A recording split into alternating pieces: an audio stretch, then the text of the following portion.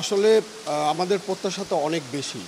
কারণ কালকে যে ১৭ সদস্য বিশিষ্ট আ যে তত্ত্বাবধায়ক সরকারই বলেন আর ইন্টারিম গভর্নমেন্টই বলেন যেটা গঠন হয়েছে, তাদের কাছে আমাদের একটাই চাওয়া, সেটা হচ্ছে যে দেশের যে অস্থিতিশীল অবস্থা, সেটা থেকে অতি শীঘ্রই আমাদেরকে একটি সুস্থ অবস্থাতে ফিরিয়ে নিয়ে আসা এবং সর্বোপরি গণতান্ত্রিকভাবে আমাদের এই রাষ্ট্রকে একটি সুন্দর সুষ্ঠু ভোটের মাধ্যমে একটি ভালো নিরপেক্ষ একটা বাসায় ফ্রেশ জুস তৈরি করতে আমার আছে ভিশন ব্লেন্ডার। ভিশন ব্লেন্ডার, জীবনে আধুনিকতা।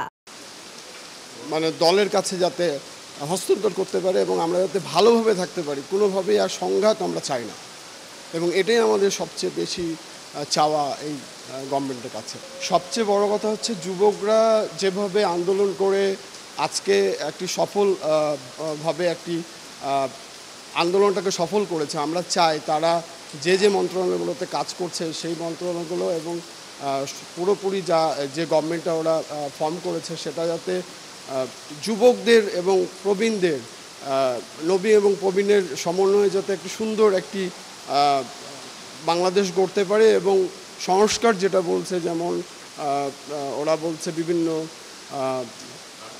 রাষ্ট্র সংস্কার, সংবিধানের হচ্ছে সংস্কার, এই বিভিন্ন সংস্কার তারা যেটা বলেছে সেটা যাতে তাদের কথা মতো তারা করে, এটাই আমাদের চাওয়া।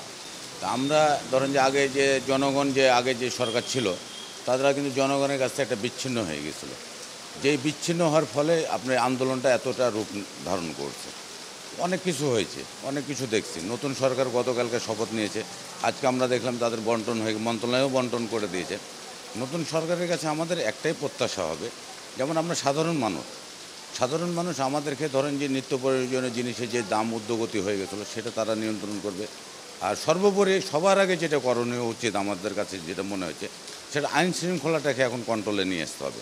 তার জন্য আমরা দেখছি বিভিন্ন থানা বা ফাঁড়িগুলোতে পুলিশ নাই এবং শহরেও আমরা দেখছি না কোনো পুলিশ আছে। আমাদের ভিতরে একটা আতঙ্ক কাজ করছে এবং জনগণের মাঝে একটা আতঙ্ক ছড়ানোও হচ্ছে যে ডাকাত বলে একটা আতঙ্ক তারা প্রচার করতেছে। কে বা কারা করতেছে সেটা আমরা বলতে পারবো না, তবে এটা আপনার প্রচার হয়েছে। পুলিশ যদি রাজপথে থাকে বা পুলিশ যদি থাকে তাহলে মনে হয় এই আতঙ্কটাও আর আসবে না। তা আমাদের এখন নতুন সরকারের কাছে যে প্রত্যাশাটা, সেটা অতি দ্রুত এই যে পুলিশ বাহিনীটাকে মাঠে নিয়ে আসতে হবে। পুলিশ বাহিনী মাঠে কাজ না করলে আপনার এই গুজবগুলোকে আপনার কন্ট্রোল করা মুশকিল হয়ে যাবে সরকারের জন্য। এটাই আমাদের প্রত্যাশা, যে আইন শৃঙ্খলাগুলোকে ঠিক করতে হবে আর নিত্য প্রয়োজনীয় জিনিসের যে ঊর্ধ্বগতি ছিল সেটাকে নিয়ন্ত্রণে নিয়ে আসতে হবে। এই প্রত্যাশাগুলোই আমাদের কাছে, সরকারের কাছে আমাদের সাধারণ জনগণ হিসাবে এই দাবিগুলোই করতে। নিচের ভিত্তিটা যদি আপনি শক্ত করতে না পারেন তাহলে উপরে গিয়ে কিন্তু আমরা সেরকম মেধাবী ছাত্র পাবো না। আমার প্রথম কথা হচ্ছে যে আমরা যে শিক্ষা কারিকুলামের একদম পরিবর্তন চাই। আগের যারা আমরা দেখেছি যে পিএসসি পরীক্ষা দিয়েছে, ক্লাস 5-এ পরীক্ষা দিয়েছে শিক্ষার্থীরা, তখন কিন্তু একটা পড়াশোনার চাপ ছিল। আমরা দেখেছি 8-এর পড়াশোনার প্রতি একটা শিক্ষার্থীদের চাপ ছিল এবং এসএসসিতে তখনও ছিল। কিন্তু এখন যে বিষয়গুলো হয়েছে, কোনো পরীক্ষা নাই এবং শিক্ষার্থীদের পড়াশোনার পুরো কিন্তু মনোযোগী নাই। তো এই শিক্ষা ব্যবস্থাটাকে একদম ঢেলে সাজাতে হবে। পাশাপাশি এখন যে সবচেয়ে বড় যে সমস্যাটা, যেহেতু মাঠে পুলিশ নাই, আইনশৃঙ্খলা বাহিনীর সদস্য নয়, এই সুযোগে গুজব তো রয়েছে, বিচ্ছিন্নভাবে দু একটা জায়গায় ঘটনা ঘটছে এবং যেহেতু ঘটনা দু একটি ঘটছে, সাধারণ মানুষ বিশ্বাস করছে যে ডাকাত আছে বা দুষ্কৃতকারীরা আছে এবং রাত জেগে মানুষ পাহারা দিচ্ছে। একটা মানুষ কতদিন, একটা মহলায় কতদিন রাত জেগে পাহারা দিবে?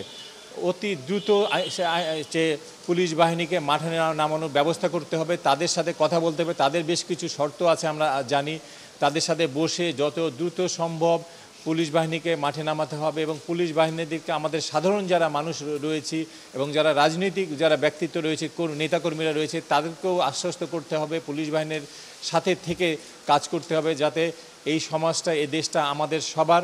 আমরা চাই যে আর কোনো মায়ের বুক যেন খালি না হয়, আর কোনো ভাই যেন তার ভাইকে না হয়, কোনো বোন যেন বিধবা না হয়।